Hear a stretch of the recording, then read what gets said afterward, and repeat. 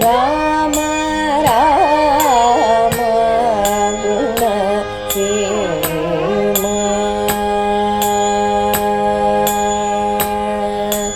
ರಾಮ ರಾಮ ಗುಣ ಸೇಮ. ಶ್ರೀಮತೆ ರಾಮಾನುಜಾಯ ನಮಃ. ಲೋಕಾಭಿರಾಮಂ ರಣರಂಗಧೀರಂ ರಾಜೀವನೇತ್ರಂ ರಘುವಂಶನಾಥಂ ಕಾರುಣ್ಯರೂಪಂ ಕರುಣಾಕರಂತಂ ಶ್ರೀರಾಮಚಂದ್ರಂ ಶರಣಂ ಪ್ರಪದ್ಯೆ. ಕೂಜಂತಂ ರಾಮ ರಾಮೇತಿ ಮಧುರಂ ಮಧುರಾಕ್ಷರಂ ಆರುಹ್ಯ ಕವಿತಾಶಾಖಾಂ ವಂದೇ ವಾಲ್ಮೀಕಿಕೋಕಿಲಂ. ಪುಣ್ಯಾಂಭೋಜ ವಿಕಾಸಾಯ ಪಾಪಧ್ವಾಂ ತಕ್ಷಯಾಯ ಚ ಶ್ರೀಮಾನ್ ಆವಿರ್ಭೂದ್ಭೂಮೌ ರಾಮಾನುಜ ದಿವಾಕರಃ ತೃಣೀಕೃತ ವಿರಂಜಾದಿ ನಿರಂಕುಶ ವಿಭೂತಯಃ ರಾಮಾನುಜ ಪದಾಂಭೋಜ ಸಮಾಶ್ರಯಣ ಶಾಲಿನಃ. ತಸ್ಮೈ ರಾಮಾನುಜಾರ್ಯಾಯ ನಮಃ ಪರಮಯೋಗಿನೇ ಯಶ್ರುತಿ ಸ್ಮೃತಿ ಸೂತ್ರಾಣಾಂ ಅಂತರ್ಜಲಮಶೀಷಮತ್.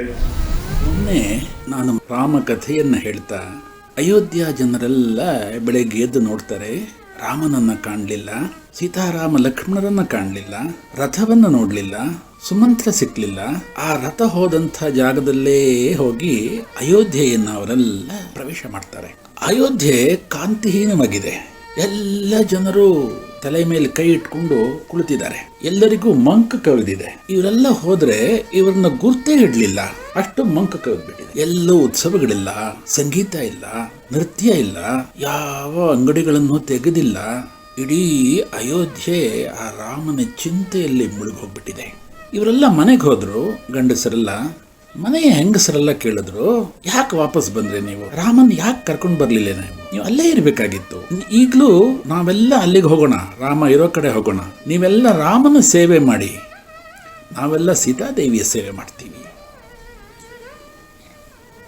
ಲಕ್ಷ್ಮಣ ಎಷ್ಟು ಭಾಗ್ಯವಂತ ನೋಡಿ, ಅವನೊಬ್ಬನೇ ಸೀತಾರಾಮರ ಸೇವೆಯನ್ನು ಮಾಡ್ತಾ ಇದ್ದಾನೆ ಅಂತ ಹೇಳ್ತಾರೆ.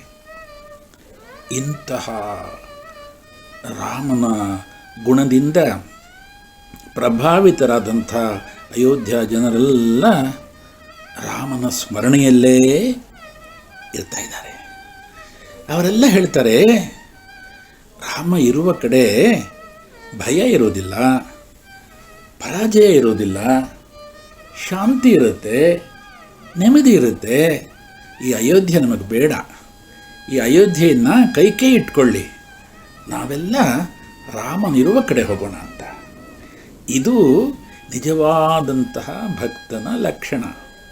ಭಗವಂತ ಎಲ್ಲಿರ್ತಾನೋ ಅಲ್ಲಿ ಭಕ್ತರಿರಬೇಕು.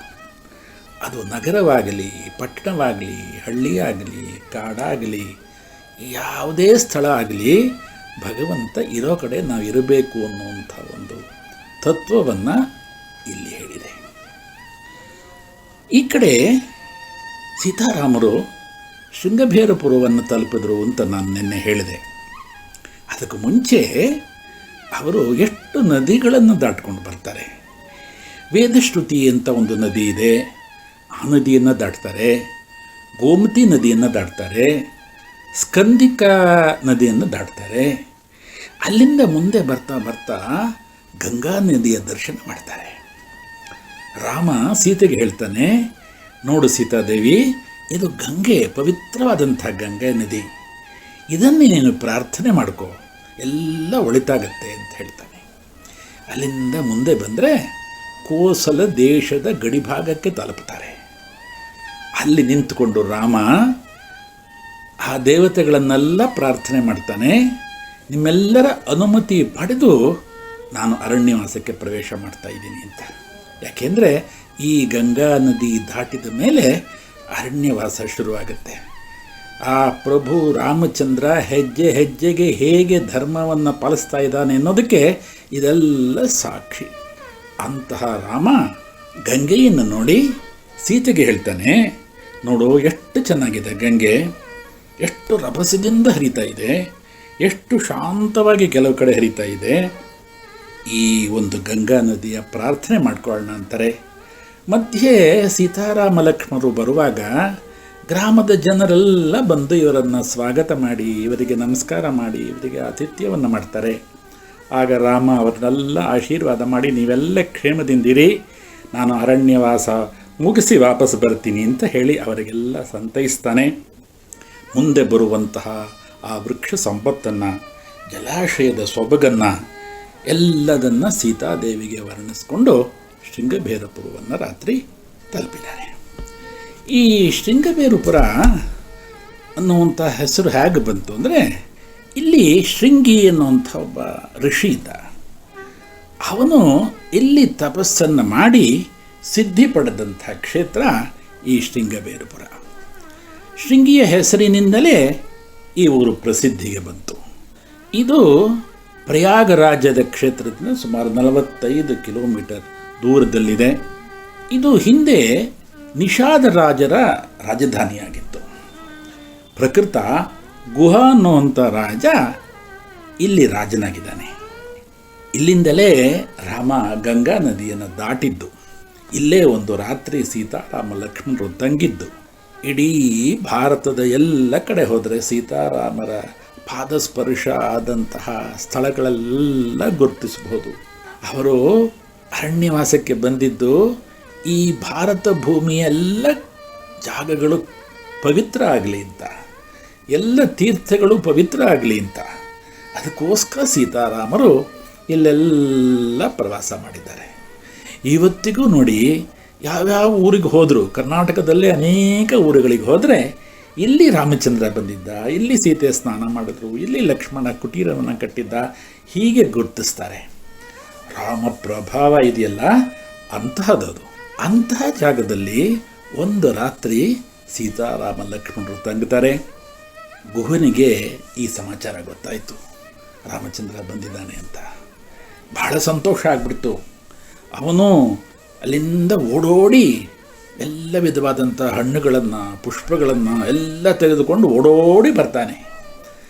ಅವನು ಬರ್ತಾ ಇದ್ದಿದ್ದನ್ನು ರಾಮ ನೋಡ್ತಾನೆ. ರಾಮ 4 ಹೆಜ್ಜೆ ಮುಂದಕ್ಕೆ ಹೋಗ್ತಾನೆ.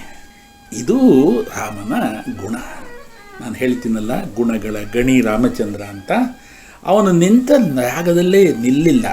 ಅವನು ಗೋನ ಕಡೆಗೆ 4 ಹೆಜ್ಜೆ ಇಟ್ಟ. ಇದನ್ನೇ ಹೇಳೋದು, ನಾವು ಭಗವಂತನ ಕಡೆಗೆ 5 ಹೆಜ್ಜೆ ಇಟ್ಟರೆ ಭಗವಂತ ನಮ್ಮ ಕಡೆ 10 ಹೆಜ್ಜೆ ಇಡ್ತಾನೆ ಅಂತ. ನಾವು ಭಗವಂತನ ದರ್ಶನಕ್ಕೆ ಹೋಗಬೇಕು, ಆವಾಗ ಭಗವಂತ ಭಕ್ತರನ್ನು ಅನುಗ್ರಹಿಸ್ತಾನೆ. ಇಲ್ಲಿ ಗುಹ ರಾಮ ದರ್ಶನಕ್ಕೆ ಬಂದಾಗ ರಾಮ ತಾನು ಮುಂದೆ ಬಂದು, ಅವನು ಚಕ್ರವರ್ತಿಯ ಕುಮಾರ ರಾಮ. ಆದರೂ ಸಾಮಾನ್ಯನಾದಂತಹ ಆ ನಿಷಾದ ರಾಜ ಗುಹನನ್ನು ಹತ್ತಿರಕ್ಕೆ ಕರೀತಾನೆ, ಆಲಿಂಗನ ಮಾಡ್ಕೊಳ್ತಾನೆ. ಅವನು ಹೇಳ್ತಾನೆ, ನಾನು ಇವತ್ತು ರಾತ್ರಿ ಇಲ್ಲಿ ತಂಗ್ತಾ ಇದ್ದೀನಿ ಅಂತ. ಎಷ್ಟು ಸೌಜನ್ಯ ನೋಡಿ ರಾಮನದು. ಅವನು ಎಲ್ಲ ಹಣ್ಣುಗಳನ್ನೆಲ್ಲ ತಂದಿಡ್ತಾನೆ. ರಾಮ, ನೀನೇನು ಯೋಚನೆ ಮಾಡಬೇಡ, ನೀನೆಲ್ಲೂ ಹೋಗಬೇಡ, 14 ವರ್ಷಗಳ ಕಾಲ ನೀನು ಇಲ್ಲೇ ಇದ್ಬಿಡು. ಈ ರಾಜ್ಯ ಇದೆಯಲ್ಲ, ಇದು ನಿಂದು. ಇಲ್ಲಿಯ ರಾಜ ನೀನು. ನಾನು ನಿನಗೆ ಎಲ್ಲ ರೀತಿಯ ಸೇವೆಯನ್ನು ಮಾಡ್ತೀನಿ, ಇಲ್ಲೇ ಇದ್ಬಿಡು ಅಂತ ನಿಷಾದ ರಾಜ ಗುಹ ಅವನಿಗೆ ಹೇಳ್ತಾನೆ. ರಾಮ ಹೇಳ್ತಾನೆ, ಗುಹ, ನಿನ್ನ ಪ್ರೀತಿ ವಿಶ್ವಾಸ ನನ್ನ ಮನಸ್ಸನ್ನು ಸೂರೆಗೊಂಡಿದೆಪ್ಪ. ನೀನು ಹೇಳೋ ಮಾತುಗಳೆಲ್ಲ ಕೇಳಿದ್ದೀನಿ. ಆದರೆ ನನ್ನ ತಂದೆ ದಶರಥ ನನಗೆ ಆಜ್ಞೆ ಮಾಡಿದ್ದಾನೆ, 14 ವರ್ಷಗಳ ಕಾಲ ಅರಣ್ಯಕ್ಕೆ ಹೋಗು, ಅರಣ್ಯವಾಸ ಮಾಡು ಅಂತ. ಅದರಿಂದ ನಾನು ಅರಣ್ಯವಾಸವನ್ನು ಮಾಡ್ತೀನಿ. ನನಗೆ ನೀನೊಂದು ಉಪಕಾರ ಮಾಡಬೇಕು. ನನಗೆ ಹಣ್ಣು, ಹಂಪಲು, ಹೂವು ಯಾವುದೂ ಬೇಡ. ನನಗೆ ಆಲದ ಮರದ ಹಾಲನ್ನು ತಂದುಕೊಡು ಅಂತ ಹೇಳಿ ಅವನಿಂದ ಆಲದ ಮರದ ಹಾಲನ್ನು ತರಿಸ್ತಾನೆ. ತಂದು ಆ ಗಂಗಾ ನದಿ ತೀರದಲ್ಲಿ ತನ್ನ ಕೂದಲಿಗೆ, ಜಟೆಗೆ ಅದನ್ನು ಹಚ್ಚಿಕೊಂಡು ಅಲ್ಲಿ ಜಟಾಧಾರಿ ಆಗ್ತಾನೆ. ಲಕ್ಷ್ಮಣನೂ ಅದನ್ನು ಅನುಸರಿಸ್ತಾನೆ. ಅಂದರೆ ಇಲ್ಲಿಂದ ಅವರ ಅರಣ್ಯವಾಸ, ವನವಾಸ ಪ್ರಾರಂಭ ಆಗುತ್ತೆ. ಆ ಗುಹನ ಆತಿಥ್ಯದಿಂದ ಸೀತಾರಾಮ ಲಕ್ಷ್ಮಣರಿಗೆ ಪರಮಾನಂದ ಆಗಿಬಿಡುತ್ತೆ. ಮಾರನೇ ದಿವಸ ತಮ್ಮೆಲ್ಲ ಸಾಮಗ್ರಿಗಳನ್ನು ಆ ಗುಹನ ದೋಣಿಯಲ್ಲಿ ಇಟ್ಕೋತಾರೆ. ಆಗ ಗುಹ ಹೇಳ್ತಾನೆ, ರಾಮ, ನಿನ್ನ ಶ್ರೀಪಾದಗಳನ್ನು ನನಗೆ ಕೊಡು, ನಾನು ಅದನ್ನು ಪೂಜೆ ಮಾಡಬೇಕು. ನಿನ್ನ ಶ್ರೀಪಾದಗಳನ್ನು ಈ ಗಂಗಾ ತೀರ್ಥದಿಂದ ನಾನು ಶೋಧಿಸಬೇಕು. ಶೋಧಿಸಿ ಆ ಶ್ರೀಚರಣಗಳ ಶ್ರೀಪಾದ ತೀರ್ಥವನ್ನು ನಾನು ಸ್ವೀಕರಿಸಬೇಕು ಅಂತ ಹೇಳ್ತಾನೆ. ರಾಮ ಅದಕ್ಕೆ ಒಪ್ಕೊಳ್ತಾನೆ. ಒಪ್ಕೊಂಡು ಗಂಗಾ ನದಿಯಲ್ಲಿ ಆ ಶ್ರೀರಾಮನ ಆ ಶ್ರೀಚರಣಗಳನ್ನೆಲ್ಲ ಶೋಧಿಸಿ ತೀರ್ಥವನ್ನು ತೆಗೆದುಕೊಳ್ತಾನೆ. ತ್ರೇತಾಯುಗದಲ್ಲಿ ಮೊಟ್ಟ ಮೊದಲಿಗೆ ಭಗವಂತನ ಶ್ರೀಪಾದ ತೀರ್ಥವನ್ನು ತೆಗೆದುಕೊಂಡಂಥವನು ನಿಷಾದರಾಜನಾದಂತಹ ಗುಹ. ನಾವು ಅಲ್ಲೇ ಶ್ರೀರಾಮನ ಆ ಶ್ರೀಪಾದ ತೀರ್ಥವನ್ನೆಲ್ಲ ಸ್ವೀಕರಿಸಿ ಪ್ರೋಕ್ಷಣೆ ಮಾಡಿಕೊಂಡು ಇಲ್ಲಿರೋಣ. ನಾಳೆ ಮುಂದೆ ಪ್ರಭು ರಾಮಚಂದ್ರ ಸೀತಾರಾಮ ಲಕ್ಷ್ಮಣರೊಡನೆ ಅರಣ್ಯವಾಸಕ್ಕೆ ಹೋಗ್ತಾರೆ. ನಾನು ಮೊನ್ನೆನೇ ಹೇಳಿದ್ನಲ್ಲ, ಈ ಅಯೋಧ್ಯವಾಸಿಗಳೆಲ್ಲ ಅಯೋಧ್ಯೆಗೆ ಹೊರಟೋದ್ರು. ಆದರೆ ನಾವು ಅಯೋಧ್ಯೆಗೆ ಹೋಗೋದು ಬೇಡ. ನಾವು ಅರಣ್ಯವಾಸ ಪೂರ್ತಿ ಈ ರಾಮಚಂದ್ರೊಡನೆ ಸೀತಾರಾಮ ಲಕ್ಷ್ಮಣರನ್ನು ಇದ್ದುಕೊಂಡು ಇಲ್ಲಿರುವಂತಹ ಪ್ರಕೃತಿಯ ಸೌಂದರ್ಯ, ನದಿಗಳ ಸೊಬಗು, ಜಲಪಾತಗಳ ಸೊಬಗು, ಪಕ್ಷಿ ಸಂಕುಲ, ಆ ಸೀತಾರಾಮರು ಓಡಾಡುವಂತಹ ಆ ಜಾಗಗಳನ್ನೆಲ್ಲ ಸಂದರ್ಶನ ಮಾಡೋಣ. ನಾಳೆ ಮುಂದೆ ರಾಮಕಥೆ. ಲೋಕ ಸಮಸ್ತ ಸುಖಿನೋ ಭವಂತು. ಶ್ರೀಮತೆ ರಾಮಾನುಜಾಯ ನಮಃ.